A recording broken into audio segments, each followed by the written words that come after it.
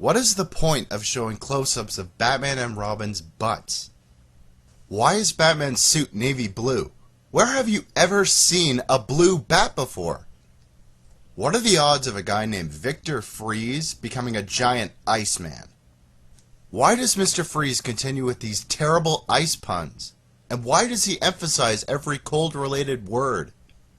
How does Batman instantly know where the button that hides Mr. Freeze's wife is? How does Freeze's wife not die after Poison Ivy pulls the plug?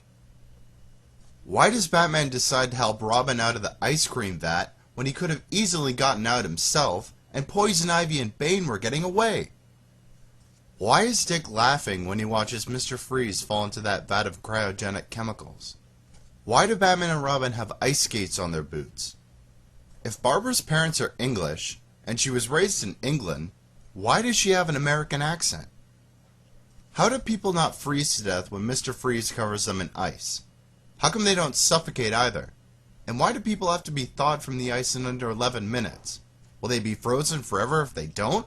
Will they run out of air? If Batman's up high while Poison Ivy and Batgirl are fighting, how did he get the camera low enough to record her face and tape her confession of killing Freeze's wife? Why would Mr. Freeze choose an ice cream factory as a hideout? Wouldn't that be the first place the police look? Why does Mr. Freeze wear those ridiculous polar bear slippers and bathrobe? Wouldn't he want to be as cold as possible? Why is Mr. Freeze making his gang do a sing-along? If Mr. Freeze can't survive at room temperature, how does he smoke a cigar? Wouldn't that kill him? What ended up happening to Bruce's girlfriend? Why does Gotham have these outrageously sized statues? Talk about wasting the city's money. Why does Bane act so stupid? What was the point of Bane's character anyway? How does Bane not die from being pumped with poison or overdose from being pumped with steroids? How does Dr. Isley expect to mate a rattlesnake with an orchid? I'm not a scientist, but isn't that impossible? Shouldn't Robin have hypothermia after being frozen alive? Why does Bruce have to look off into another direction every time he has a flashback? Why does Dr. Woodrue not freak out after he watches a woman literally rise from the grave? Why does Mr. Freeze call Frosty over when all he does is rant, not give him an order, and then tell him to leave him alone a minute later so he can visit his wife? Why is Two-Face's costume in Arkham? Didn't we watch him fall to his death in the last movie? When Robin crashes his bike through the museum wall, how is it possible for him to make a hole shaped like the Robin symbol? How is it possible for Mr. Freeze, Poison Ivy, and Bane to survive a 300-foot jump regardless of the water below? Wasn't that what killed the Joker in the first movie? Why does Freeze go straight to Arkham after he gets arrested? Are there no trials in Gotham? Why did you never explain how Poison Ivy controls plant life? And if she does, why does one of her plants try to eat her in the end? If Robin tells Batman he's going solo, why does he get so mad when Bruce tells Dick he's going after Poison Ivy and Freeze alone? When Robin peels back the rubber stripping on his lips, why doesn't Poison Ivy just kiss him again? Why does Mr. Freeze have a rocket? If he wants to cover Gotham in ice, why would you want to blow the city up? How are Batman and Robin able to stay on those doors after the rocket blows up? What's keeping them from flying off? Why does Mr. Freeze say he'll kill Batman next time when he's got the perfect opportunity to kill him then? Why does Batman have a credit card? Bruce Wayne's a billionaire. Why wouldn't he just buy anything he needs during the day? And wouldn't that also help anyone desperate enough to trail the connection between Bruce Wayne and Batman? Where did Poison Ivy get that thermal dust? If it heats a man's blood, why are all the women amazed by her too? Why would Mr. Freeze be immune to something that would heat his blood? Wouldn't his condition make him more vulnerable? Isn't there a word for the process of selling women in skimpy outfits? Isn't the meaning of that word illegal? Why does Mr. Freeze go instantly from wanting Batman to die for his wife's death to killing off the human race? Shouldn't he wonder why Poison Ivy's going a little bit over the top? Why do solid icicles shake like rubber on the cop car? Why are there all these cartoon sound effects in the movie whenever somebody slips? How does Mr. Freeze go from grabbing onto a vine to literally flying through the air? Shouldn't he weigh like 300 pounds in that suit? Why does Batman think that Robin's bike couldn't have made the jump when the Batmobile did, and it's much heavier? How does Poison Ivy expect plant life to flourish if Mr. Freeze turns the entire planet into an Arctic tundra? Wouldn't the plants just all die? How did Dick and Barbara get off the edge of that bridge if the only thing that's keeping them up is Dick's foot hanging from a steel rod? What street gang in their right mind would let a 7-year-old join them? How does Barbara crash through the skylight and land on the floor without breaking a single bone? Why do Batman, Robin, and Batgirl go back home to change into different costumes and get new vehicles? Wouldn't that just waste more precious time? If Alfred just made one suit for Barbara, where did she get the other one? In Batman Forever, Bruce spends almost half the movie telling Dick he won't let him join him. So why does he put up such little defense in letting Barbara join them? Who do you think has a higher chance of surviving a life of crime fighting? A circus acrobat or a computer brainiac who's had a couple of karate lessons? Guys, I kid you not. This has got to be the stupidest cartoon I have ever seen. And boy, in my life, have I seen some crappy animated shows and films. First of all, let's look at flaw number 1. You're making a movie, a cartoon movie, about the sinking of the Titanic. Sure, because every other kid that enjoys cartoons would absolutely adore any tragic event in history as long as you sugarcoat it. That's right, there's just not enough these days that kids aren't exposed to prematurely. Hey, while you're at it, let's show kids that puppet show about the Holocaust, a nursery rhyme about the Vietnam War, or even that pop-up book about Hiroshima. Are you clinically insane? What could possibly come into your head to think, let's turn a sinking ship into something kids can enjoy? Thus begs the first question you likely have on your minds. What could they have done to get kids interested in this movie, aside from making it a cartoon? Well, that answer is quite simple. Animated talking animals. Dogs, cats, mice, birds. How freaking original. But no, wait, it gets even better. Human characters are brought in just to be served as idiots who probably couldn't figure out how a mousetrap works without snapping it on every finger and toe on their body. But you know what's probably the lowest point to drag kids' eyes closer to the screen? Brace yourself, people, for I kid you not, there is a dog doing a rap music video. For absolutely no reason at all. He even has an unseen DJ playing in the background. Not convinced that this movie's completely stupid yet? Well, don't worry. You probably will by the end of this review. What's the plot of this film? Oh, you mean aside from a voyage that kills over 1,000 people? Well, it's about two star-crossed lovers named Angelica and William, from two very different social levels, who fall in love aboard the majestic ship, but are separated through the perils of the doomed vessel. Golly! That sounds an awful lot like another movie that was about people who fall in love aboard a boat, but they're divided by places in society. What was that movie called? As a matter of fact, what was the boat called anyway? Man, this is bugging the heck out of me. Just give me a minute here and I'll... Oh, you've got to be friggin' kidding me!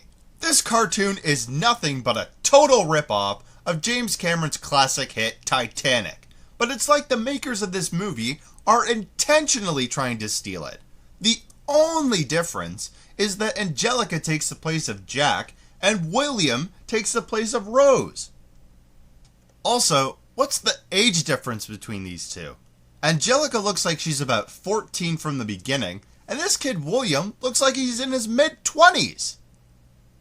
What are the other flaws of this movie?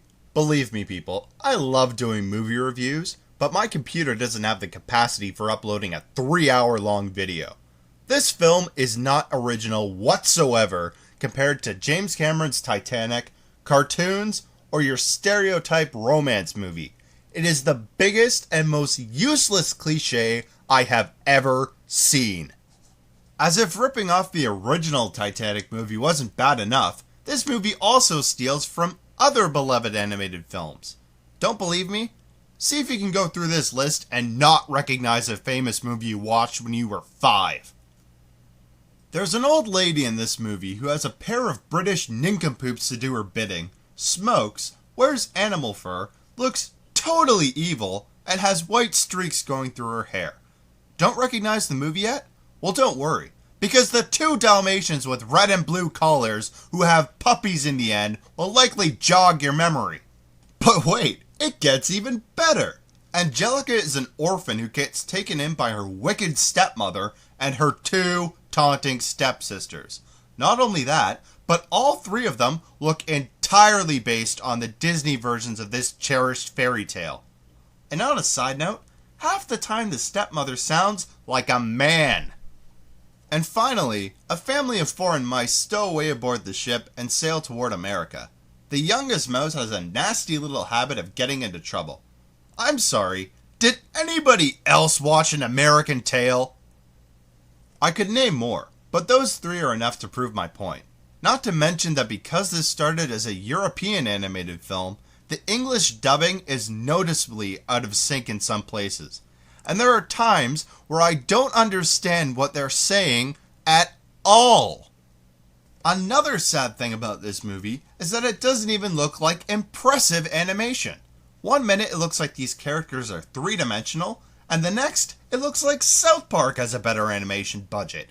It's like this movie went through 3 animators who realized how crappy it was going to be and said I quit. And then they just brought in the next guy. Honestly, could you blame them? Overall, this has got to be the worst animated movie I've seen, not to mention one of the worst movies I've seen. It's not funny, it's not creative, it's a cliche, it's not interesting at all, and it's practically making fun of the Titanic sinking. I swear, people, in the very beginning, it looks like a lady in the lifeboat is laughing at the ship going under.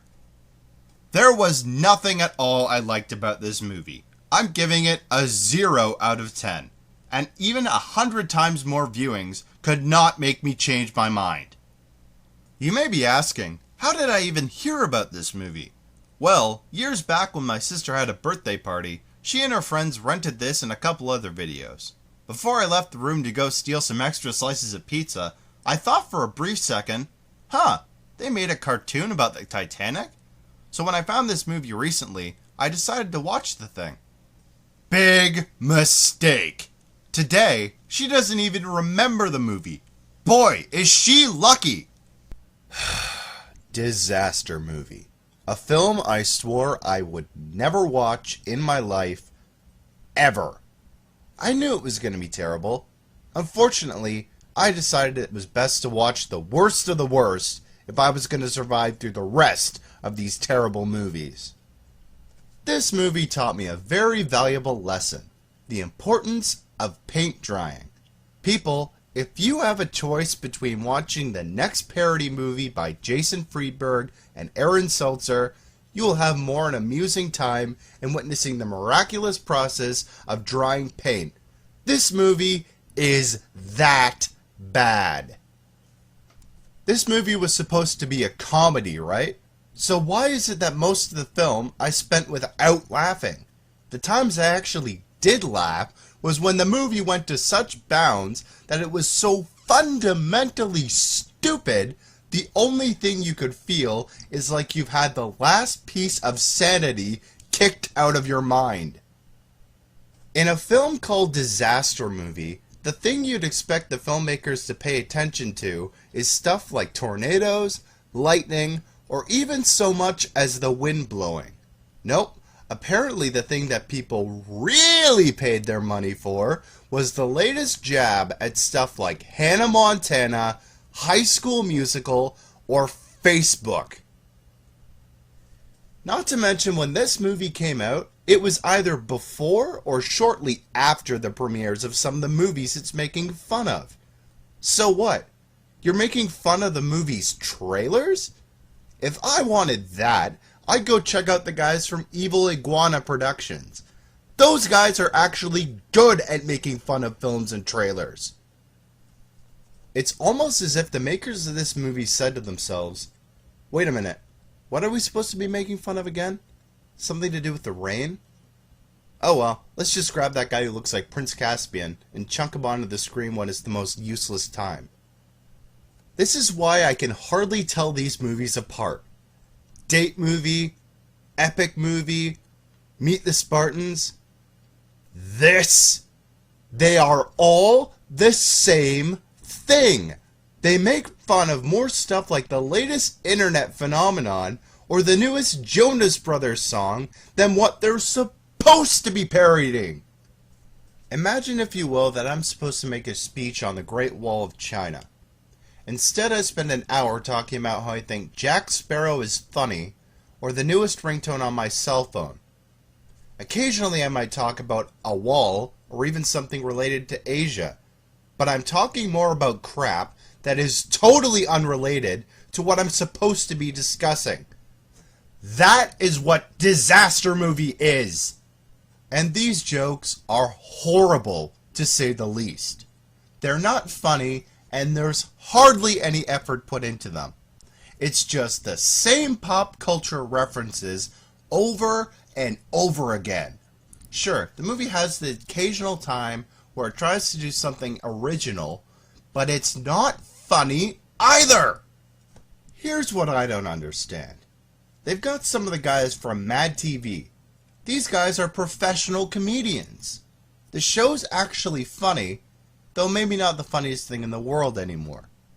So why are they not funny?